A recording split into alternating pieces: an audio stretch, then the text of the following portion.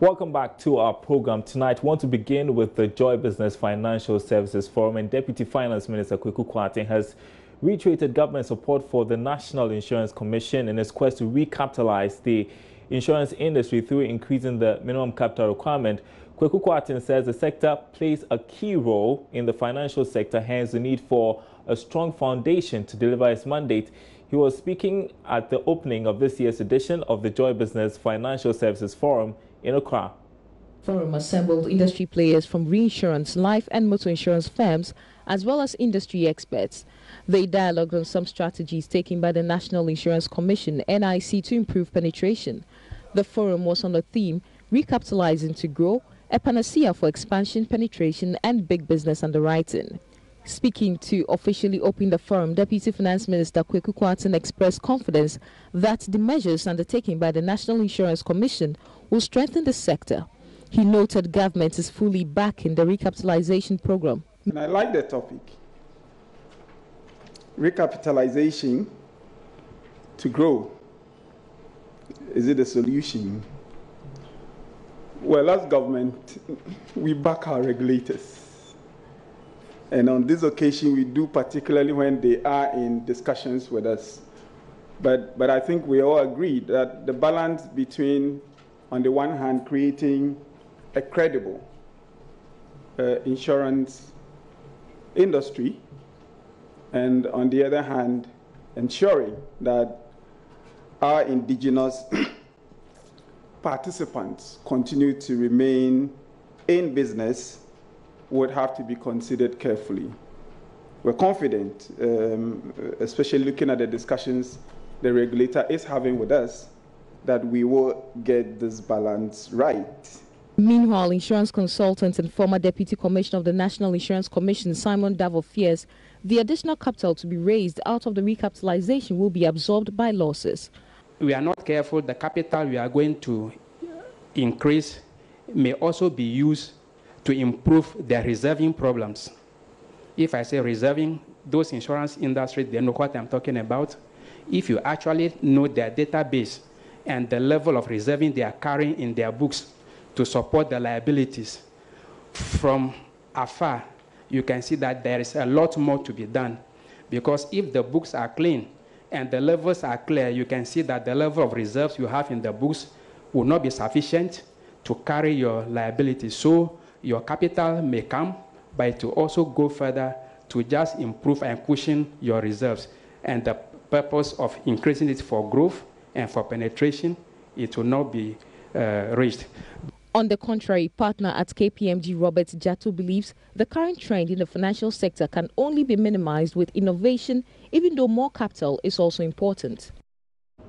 Meanwhile, insurance broker Nsia Efriye has been sharing some thoughts on the oil and gas insurance in Ghana. I've analyzed the report from GOGIP, that is Ghana Oil and Gas Insurance Pool. Insurance industry have come together to form a company to underwrite big business, and oil and gas is supposed to be the biggest business we are undertaking right now. I'm taking just 2014 figures. In 2014, the gross premium, that is premium that was paid on oil and gas, amounted to 49,298,483 cedis. Of this, 44,269,126 cedis was repatriated. That is capital flight. 89.73% of the money generated in the country went overseas. Of this, of the 49,298,483 cedis, only 922,730 cedis was retained by insurance companies in Ghana. That is, the retention is 1.87%. Then, of this, the commission they gave to those who, the commission they gave to the brokers amounted to 3,822,858. That was 7.8%. And the claims on this huge amount that came to the country was 283,769, not even 1 million. The combined amount that was retained in the country was 10.27, which totaled 5,029,357. So you see that we generate the business in Ghana, but we're unable to retain the business. What's the reason? The reason is that we don't have the capacity to underwrite the business and retain it in the country, because the capitalization of the insurance industry is very, very, very low. So all of us should support the idea of increasing the capital. That will build financial capacity to enable us underwrite big business in Ghana and retain it. All right, so back to the issue of recapitalization. The Commissioner of Insurance, Justice Yaofori, has given the strongest indication that the National Insurance Commission will not close down or collapse any insurance firm as it moves to recapitalize the sector. According to the NIC boss, the decision not to close down any insurance firm is premised on the likely negative impact on the larger financial sector. The NIC boss, Mr. Ofori, tells Joy Business the move will also go a long way to protect local players within the industry. It's coming out with a minimum capital entails a lot of things. We just can't come out with a figure. We need some empirical reasoning behind it. And that is why it's taken us some time. But we are working on it. We believe that sooner than later we will have something for you. Definitely the minimum capital is going to be, is going to go up, but I cannot be very specific with respect to how much it's going to be. We want to take into account the effect on the market. Well, we don't want to close down any insurance company. We have a lot of local insurers on the market, and we want to come out with a package that is going to be accommodative. So actually something is going to come out, but I cannot be very specific in terms of amount and the period and then the time, but it'll be sooner than later. Some are saying that it has kept quite long, and I know that we started the discussion somewhere last year when we heard about discussions and even talking to the Ministry of Finance and all the rest, and we heard that very, very soon. I'm asking how soon that would the announcement possibly be made this year, before the close of this year, next month, or even this month? I would say before the end of this year, because a lot of consultation comes into play. Whatever we do, we want to move the industry along. We haven't even done stakeholder consultation. You had the NIC boss there speaking about recapitalization, the fact that no insurance firm will be closed down in the process. Well, in the last few days, the Ghana cedi has continued to record some appreciation against the dollar on the market. The local currency from last week performed impressively against the dollar. Economist from Data Bank, Courage Mate, has been sharing some thoughts on sustainability of the trend. The Bank of Ghana's rate, we've seen stability for the past 4 consecutive trading days. It's been stable at 5.24 to the dollar. And on the Forex Bureau, we are seeing the start of correction at the Forex Bureau, because what we've seen in the last 2 consecutive trading days is that there appears to be a reversal in the depreciation, having hit a peak of about 5.7 or 5.8. We are now down to about 5.56. And so you could see that there's a correction taking place. What is the trigger for this stability or correction? Most recently, we heard the finance minister and other government officials saying that there are actions in the works to bring in some dollars into the system. And we know as part of this is the anticipated Eurobond, which is currently ongoing. The roadshow is currently ongoing. And the expected amount is about $3 billion, as said by the finance minister. I think the market has picked this information, and a lot of the panic buying that we saw in the weeks leading up to last week is beginning to reverse.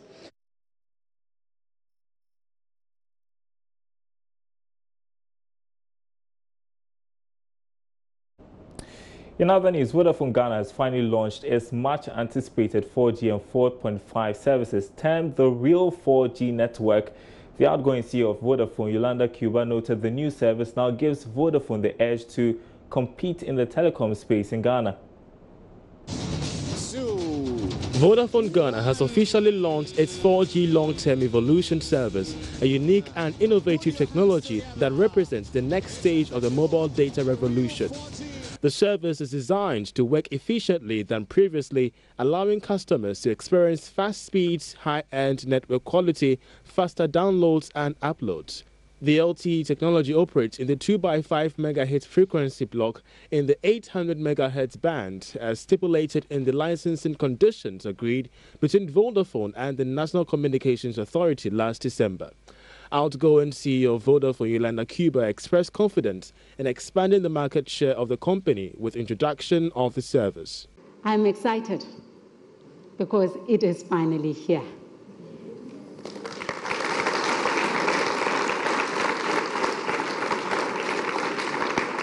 Today, we launch our 4G and 4.5G services in Ghana, and I am not just excited, I am super, super excited. We've had to convince each other, we've had to make sure that we are still pals at difficult times, and today is the beginning of a new dawn.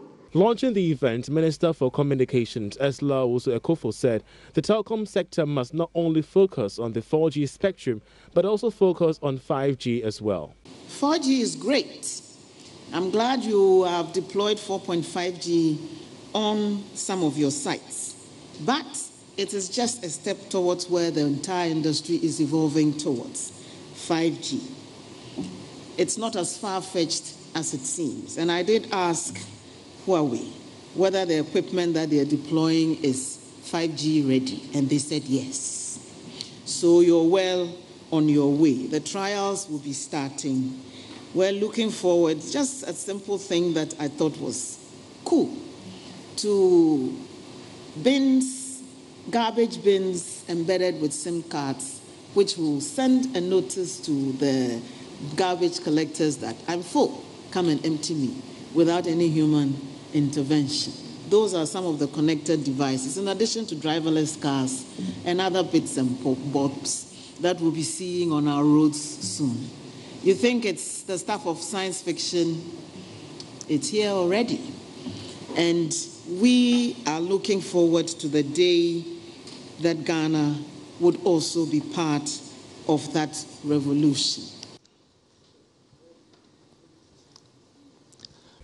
Vodafone is rolling out the service on the back of a reliable network and strong global expertise in deploying new technology across its major markets around the world. All right, and that means competition. Yes, competition. And so we've been asking you, does it make a difference really? 3G, 4G, or 5G? Are you satisfied with the quality of internet your service provider gives you? And I'm not surprised at the results we are seeing tonight. A whopping 87% say no, they are not satisfied, and it's not a surprise at all. So you can go to our Facebook page and cast your vote as well. We have some 20 hours more, but from what we're gleaning from the way the vote is going, a majority of you are not satisfied with the service that your telecoms provider gives you in terms of internet, and that's the story. In other news tonight, Ecobank Ghana has rewarded some of its customers and also subscribers of the bank's new Express account at a ceremony in Accra. The event, which marked the final draw of Ecobank Express account promotion, saw about 136 account holders given surprise cash payments of up to 10,000 cedis plus some other giveaways like airtime. There's more in this report. It was all chills as thousands queued at the final draw of Ecobank Express account promotion to open an account in order to stand the chance of winning some giveaways. In conjunction with the National Lottery Authority, NLA, customers and subscribers of the Express account were randomly selected through an automated lottery system. 10,000 Ghana cedis. Flora Aite, Oba, winning 10,000 Ghana cedis. Joy Business got in touch with the regional head of consumer banking at EcoBank, Tara Square, who said over 500,000 cedis was invested in the final edition of the promotion. The rewards we give are basically cash prizes and free airtime and data bundles. So since the beginning of the promo, we have rewarded over 30,000 people. A lot of it, about 20-something thousand of them are in airtime. But every week we are rewarding 133 customers with cash, with amounts ranging from as low as 10 cedis to as high as 10,000 cedis. Mr. Square, however, noted that the promotion was more of giving back to society than impacting on the bank's market share. The truth for us is that what we've been doing with digital banking is to drive financial inclusion. So this is like a clean reflection of the Ghanaian society, from the very rich to those struggling every day to make ends meet. And that's what our product is about. For the last 3 months, we have been driving what we call the EcoBank Express account promo, where we have been rewarding our loyal customers just for depositing money into their Express accounts. The EcoBank Express account is a self-service, real-time, online digital account or wallet that is easily operated on the mobile phone. With a registered SIM, one can download the EcoBank mobile app, open an EcoBank Express account instantly and start transacting. Bismarck Ewuses reports for Joy Business. President of the Ghana Association of Bankers says the association is working with other agencies to introduce sustainable investments as a means of supporting climate-friendly projects. According to the president of the association, Hassan Andani, it is already engaging other entities in discussions to establish laws governing financing. He spoke to Joy Business at UNDP's Investment Forum, which is part of Climate Week celebrations. According to the Ministry for Environment, Science and Technology and Innovation, Ghana needs about $22.6 billion of investment from domestic and international public and private sources to finance its climate activities. On the back of this, the UNDP, as part of the Climate Week celebrations, engaged the Ministry of Environment, Science and Technology, Ministry for Planning and other stakeholders on how to woo investors for the climate change fight. Speaking to businesses at the event, President of the Association of Bankers, Hassan Andani, noted they are working on exploring investment into climate-friendly projects. Well, sustainable investment is broadening our investment selection criteria beyond just the profit motive to looking at broader socioeconomic and particularly climatic impact on the various investment projects that we put financing into. So we're working with various agencies to come up with a set of sustainable banking principles that will govern the selection criteria based on the larger socioeconomic dynamics. So if you were an investor and you came to us to do something that is of significant climatic, social, environmental impact, we'll first of all commission the right technical people to do what we call the impact analysis. If the impact analysis throws up risk that we think would be injurious to the community, would be injurious to the climate, beyond any remedial measures that you can take, we don't even get into the financing option. Minister for Planning, Professor Jan Bafo, said government will also be giving incentives to companies that employ environmentally friendly technologies. Some of the investment that we are making already in afforestation, some of them we are making in one district, one factory, some of them we are making in this galamsey fighting, preventing people from getting into the forests. These are all part of this climate change agenda. So the government is actually involved in investing in those areas. And there will be incentives for those who use, for instance, solar energy to drive their factories and things like that. And these are part of the whole agenda of ensuring that we don't use fossil energy for production and things like that. For Joy Business, Sheila Tamaklu. And you're watching Business Live. Now, as part of moves to reduce the rate of unemployment and create more entrepreneurs, 32 indigents of Bibiani in the Sehuiaso district of the Western North region have received skills training under an alternative livelihood scheme. The initiative was sponsored by Cherno Gold Mines with technical support from the Business Advisory Center of Bibiani. Prince Apia has more in this report. The 32 were selected from the many communities under the catchment area of the Chirano Gold Mines by the Business Advisory Center of Bibiani. Beads making, soap making, and bread making are among the many vocational trades the selected few learned. General Manager Adriano Sobrera tells Love Business the scheme seeks to reduce unemployment in the mines catchment area. A lot of these youth have technical degrees or diplomas, but they just don't have an opportunity to get work.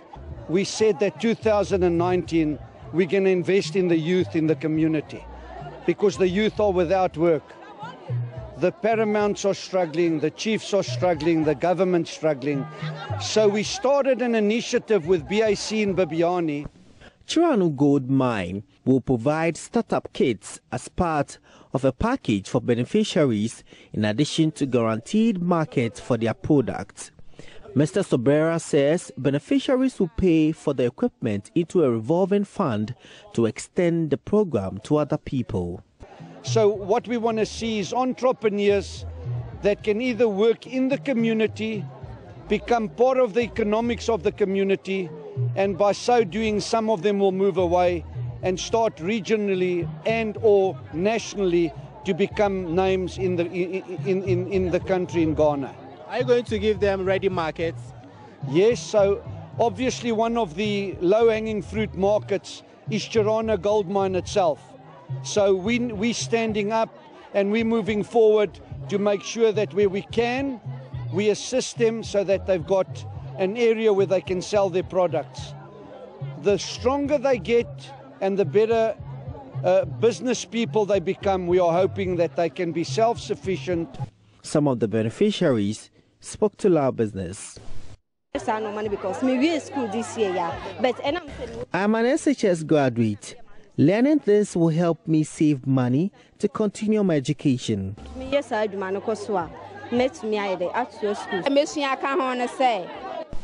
I learned it because these are things you can sell and always get money to fend for yourself and family.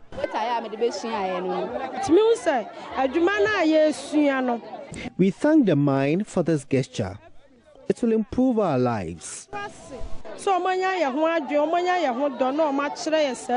The Business Advisory Center will monitor progress of beneficiaries for support over 6 months to ensure success of their enterprises. Prince Apia, reporting.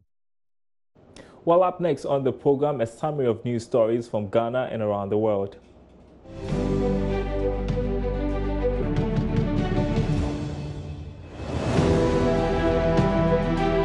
Fishermen operating the coastline of Tema have threatened to embark on a demonstration against the Meridian Port Services over disregard to a compensation agreement with them upon the commencement of the Tema Port Expansion Project in 2016.